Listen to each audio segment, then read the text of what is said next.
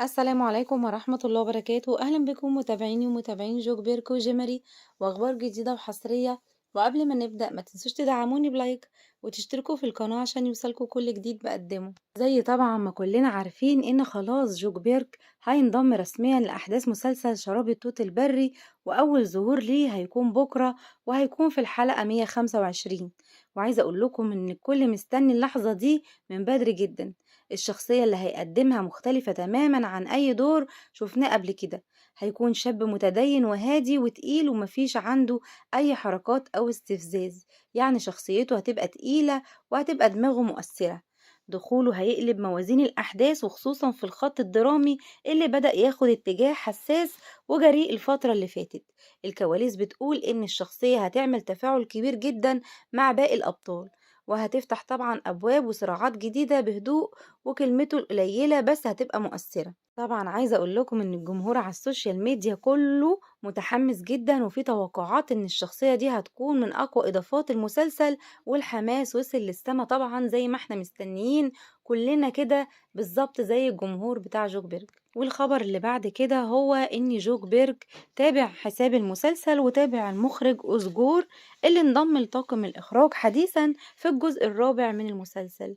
وكمان في أخبار مؤكدة إن راح يكون في جزء خامس لمسلسل شراب التوت البري، وإن شاء الله على خير لجوك بيرك يا رب. وفي تسريبات كمان إن في فرح لنيلاي أو عرس يعني نيلاي وياغز، وهتكون الحلقة الجاية يعني دخول جوك بيرك هيكون في الحلقة الجاية زي ما قلت لكم، اللي هي بتاعة يوم الجمعة اللي هي بكرة إن شاء الله، اللي هي حلقة 125. بس طبعا دي بتكون تسريبات ولسه ما تأكدناش من الكلام.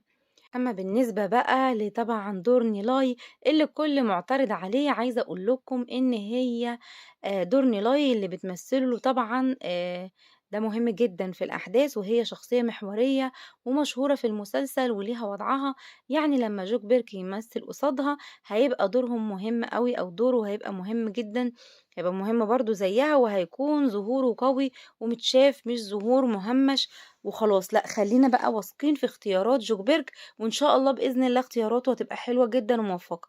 وبعدين بقى عايزة أقول لكم إن أنا متوقعة فعلًا ظهور أول هيبقى لياغز يعني، هيكون في الحفلة، طبعًا بيقولوا إن هو شخصيته هتكون شخصية دينية، بس طبعًا أنا حاسة إنه هي هتكون شخصية قوية جدًا وغامضة وعكس كل التوقعات. تعالوا بقى أقول لكم شوية تفاصيل عن شخصية نيلاي.